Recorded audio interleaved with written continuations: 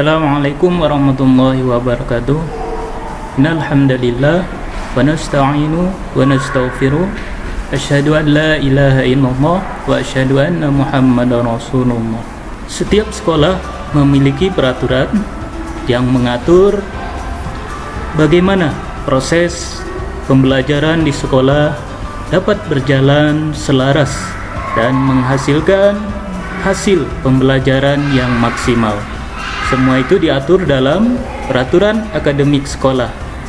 Berikut akan dijelaskan mengenai peraturan akademik SMP IT Asuro tahun pelajaran 2020-2021. Berikut ini akan dijelaskan mengenai peraturan akademik yang akan membahas tentang pelaksanaan proses pembelajaran di sekolah. Proses pembelajaran dilaksanakan dalam tahun pelajaran. Satu tahun pelajaran dibagi menjadi 2 semester. Jumlah minggu efektif untuk pelaksanaan pembelajaran dalam satu tahun pembelajaran sebanyak 38 minggu. Jumlah minggu efektif untuk pelaksanaan pembelajaran satu semester sebanyak 19 minggu. Berikut ini akan dijelaskan mengenai peraturan mengenai kehadiran peserta didik. Setiap peserta didik wajib hadir mengikuti proses pembelajaran 1 tahun pembelajaran untuk semua tingkat. Setiap peserta didik wajib hadir mengikuti proses pembelajaran minimal 90% kehadiran dalam satu semester. Dalam satu semester, setiap peserta didik wajib hadir mengikuti proses pembelajaran sebanyak 19 kali jumlah jam pelajaran per minggu dari setiap mata pelajaran. Setiap peserta didik wajib mengikuti kegiatan pembelajaran yang diadakan di luar kelas sesuai dengan karakteristik mata pelajaran dan tuntutan standar isi setiap mata pelajaran. Contohnya pembelajaran PJOK yang mengharuskan untuk praktek di lapangan. Setiap peserta didik yang tidak dapat mengikuti proses belajar mengajar di kelas dihitung masuk dalam kegiatan belajar mengajar apabila yang pertama, mengikuti lomba mewakili sekolah yang ditugaskan oleh OSIS atau sekolah. Kedua, mengikuti rapat OSIS. Ketiga, menghadiri upacara atau kegiatan yang ditugaskan oleh OSIS atau sekolah. Keempat, mengikuti lomba atau pertandingan seni, olahraga dari lembaga resmi dengan dibuktikan surat dari klubnya. Yang kelima, mengerjakan sesuatu yang berkaitan dengan program sekolah. Dan berikut ini akan dijelaskan mengenai aturan jika siswa berhalangan untuk hadir mengikuti proses pembelajaran. Ketidakhadiran peserta didik dalam kegiatan dalam proses belajar mengajar dapat disebabkan karena yang pertama, sakit. Dibuktikan dengan surat keterangan dokter atau pemberitahuan langsung dari orang tua. Kemudian yang kedua, apabila izin didahului dengan permohonan orang tua. Yang ketiga, jika ditugaskan oleh sekolah mengikuti kegiatan kurikuler dan ekstrakurikuler, maka dibuktikan dengan adanya surat tugas dari sekolah. Kemudian, sengaja tidak mengikuti pembelajaran, maka akan dihitung sebagai bolos, dan apabila tanpa keterangan yang sah, maka akan tercatat sebagai alpa. Setiap peserta didik yang tidak mengikuti kegiatan belajar mengajar karena sakit maksimal selama 3 hari, surat izin yang membuat adalah orang tua atau wali. Dan apabila sakit inap lebih dari 3 hari, harus dilampirkan surat keterangan dokter. Dan selanjutnya akan dijelaskan mengenai aturan proses evaluasi pembelajaran atau penilaian. Penilaian hasil belajar peserta didik dilaksanakan secara terencana dan berkesinambungan melalui berbagai kegiatan ulangan dan tugas mandiri atau kelompok. Tugas yang dibebankan guru kepada siswa dapat berupa 1. Tugas terstruktur, 2. Tugas mandiri dan tidak terstruktur, 3. Siswa wajib menyelesaikan tugas atau seluruh tugas yang diberikan oleh guru. Dan selanjutnya, berikut ini akan dijelaskan mengenai sanksi jika persentase kehadiran peserta didik tidak memenuhi kehadiran minimal. Persentase minimal kehadiran peserta didik mengikuti kegiatan pembelajaran dapat diikutsertakan dalam proses penilaian adalah 90% dari kehadiran wajib. Jadi persentase kehadiran peserta didik yang diperkenankan mengikuti evaluasi atau ujian atau penilaian adalah 90%. Dan bagaimana jika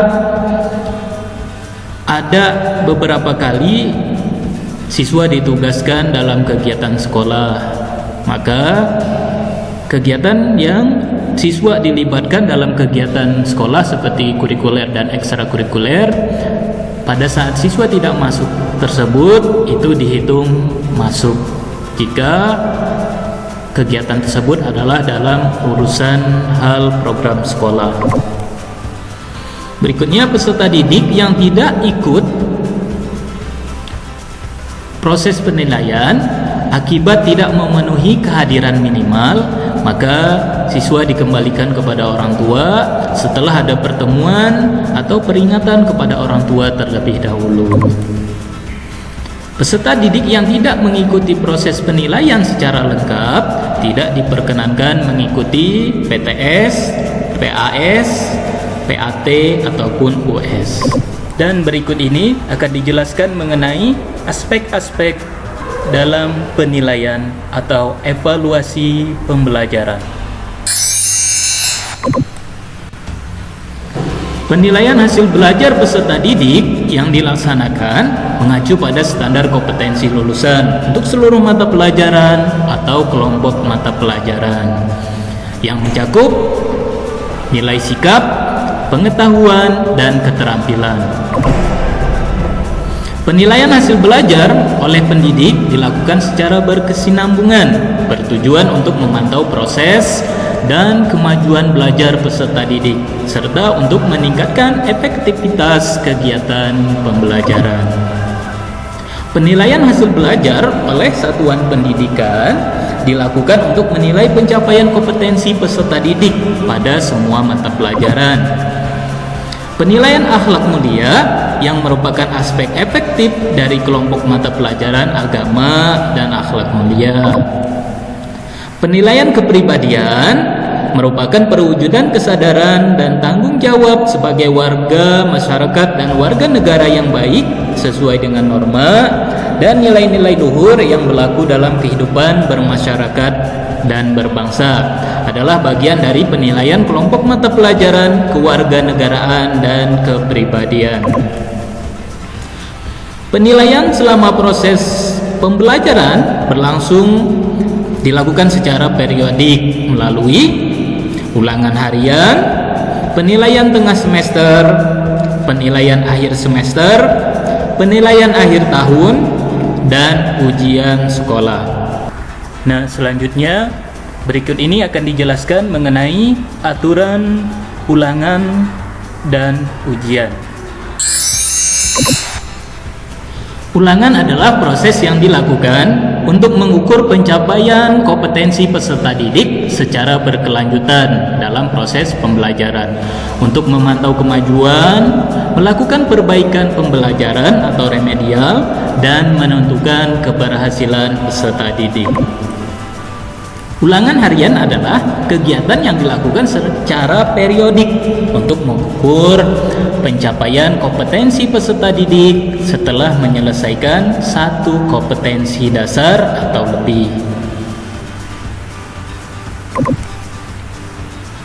Penilaian tengah semester adalah kegiatan yang dilakukan pendidik untuk mengukur pencapaian kompetensi peserta didik setelah melaksanakan 8-9 minggu kegiatan pelajaran. Cakupannya meliputi seluruh indikator yang mempresentasikan seluruh KD pada periode tersebut. Atau penilaian tengah semester itu adalah penilaian yang dilakukan setelah 3 bulan berjalannya waktu.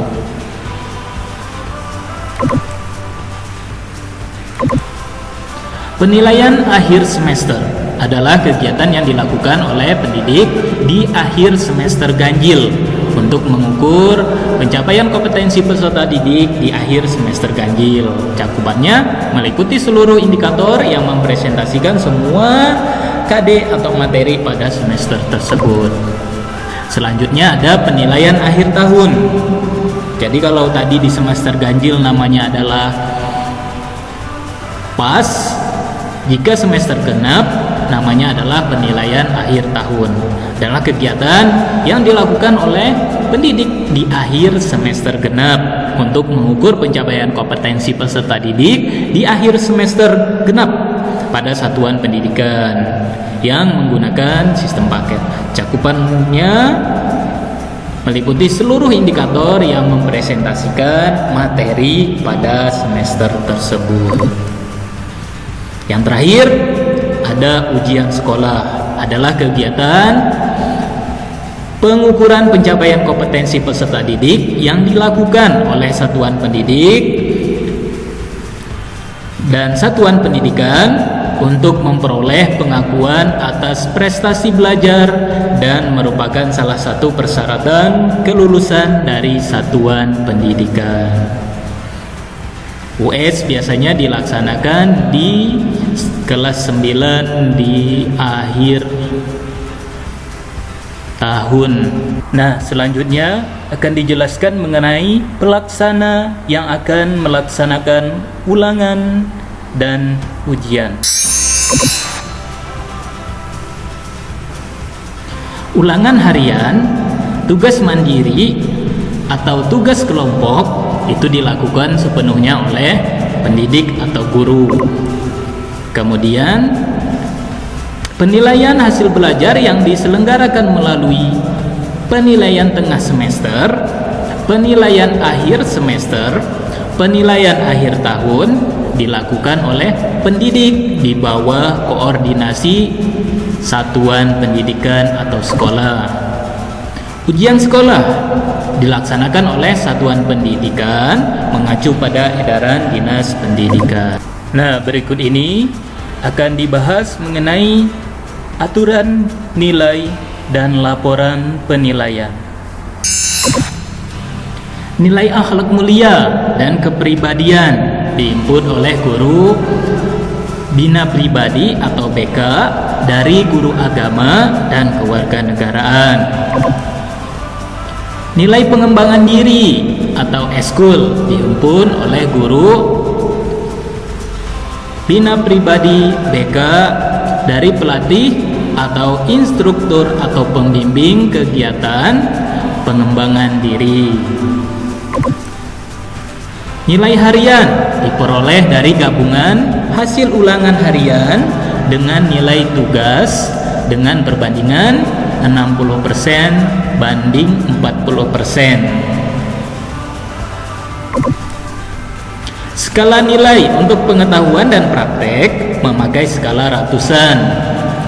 Jika nilai yang didapat adalah nilai pecahan, maka dibulatkan. Contohnya apabila nilainya yang didapat adalah 74,51, maka dibulatkan menjadi 75.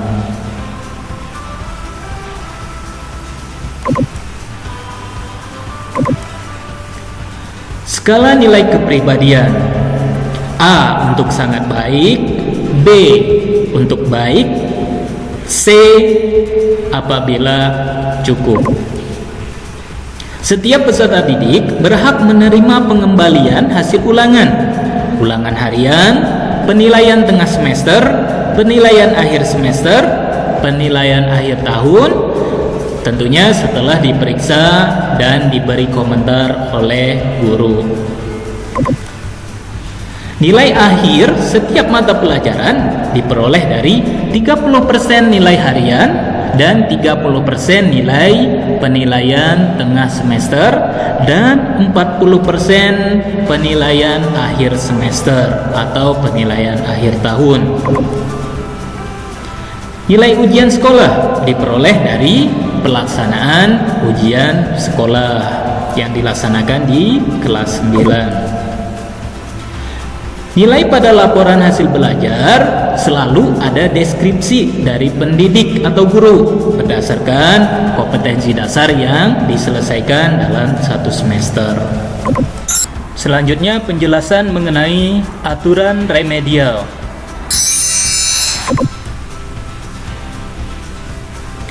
Peserta didik yang belum mencapai KKM pada ulangan harian, penilaian akhir semester, atau penilaian akhir tahun harus mengikuti pembelajaran remedi atau mengulang. Pembelajaran remedial diberikan setelah dilakukan analisis terhadap hasil ulangan harian atau ulangan semester oleh guru bidang studi. Pembelajaran remedial dapat diselenggarakan dalam berbagai kegiatan, antara lain yang pertama, pemberian pembelajaran ulang dengan metode dan media yang berbeda melalui kegiatan tatap muka di luar jam efektif. Jadi pelaksanaan remedial itu adalah di luar jam efektif. Maka siswa yang tidak tuntas harus merelakan waktunya untuk menambah jam untuk melaksanakan remedial. Kemudian remedial juga bisa berupa pemberian bimbingan secara khusus, misalnya bimbingan perorangan. Yang ketiga, remedial bisa pemberian tugas latihan secara khusus. Yang keempat, bisa pemanfaatan tutur sebaya.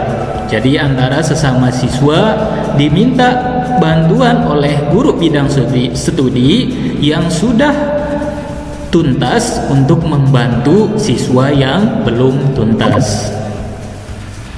Tes ulangan diberikan kepada peserta didik yang telah mengikuti program pembelajaran remedial.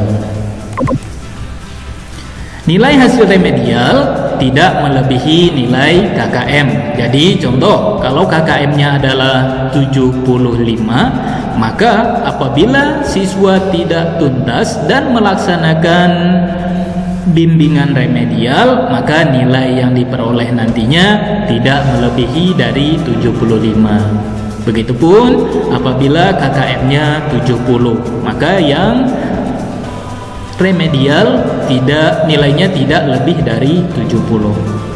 Dan berikut ini akan dijelaskan mengenai aturan kenaikan kelas dan kelulusan. Yang pertama adalah aturan mengenai kenaikan kelas. Kenaikan kelas dilaksanakan pada setiap akhir tahun pelajaran atau setiap akhir semester genap. Kenaikan kelas didasarkan pada penilaian hasil belajar pada semester ganjil dan genap dengan pertimbangan seluruh materi yang belum tuntas harus dituntaskan mencapai KKM sebelum akhir semester genap. Peserta didik dinyatakan tidak naik kelas 8 dan 9 apabila 1. Tidak mencapai ketuntasan belajar minimal atau tidak KKM pada mata pelajaran agama dan kewarganegaraan.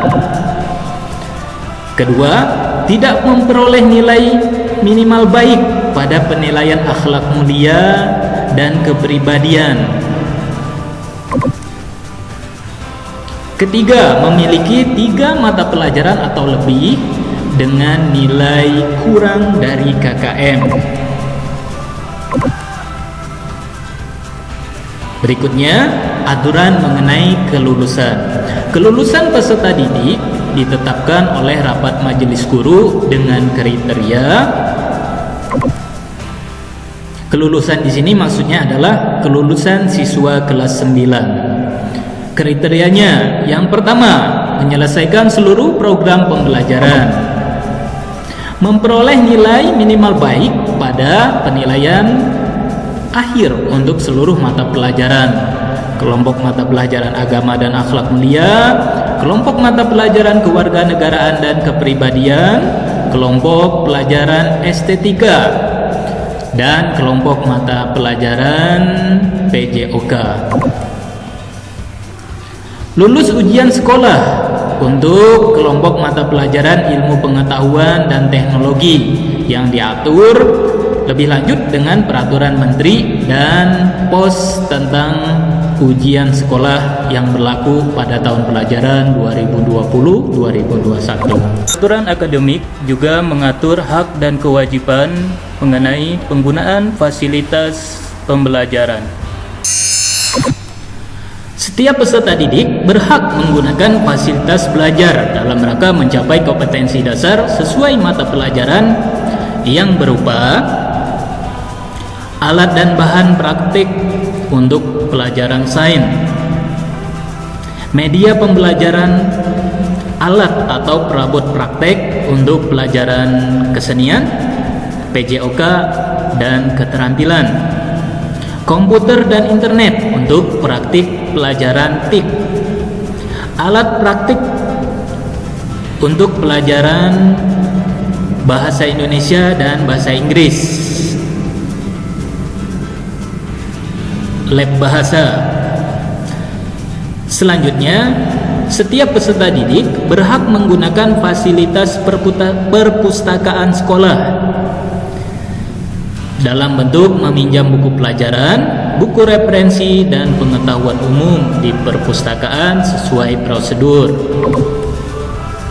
Setiap peserta didik berkewajiban untuk memiliki minimal 1 buah buku pelajaran dan buku referensi setiap pelajaran yang sesuai dengan standar isi kurikulum.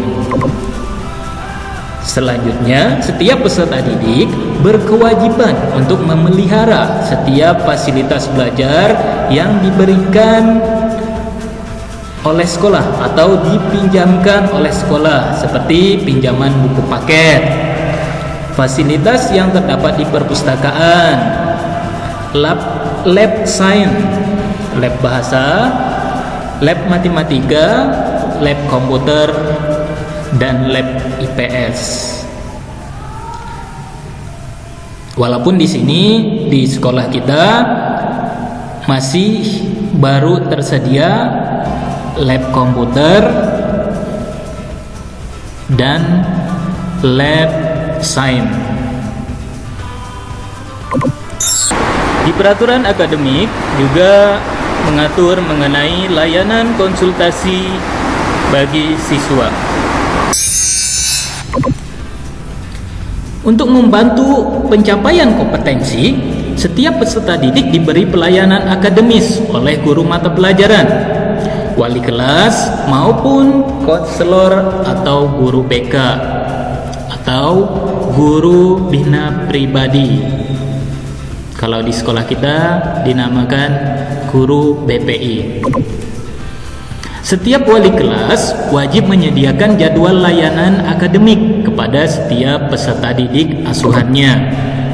Setiap guru BP atau BK wajib mengerjakan jadwal layanan akademik kepada setiap peserta didik asuhannya.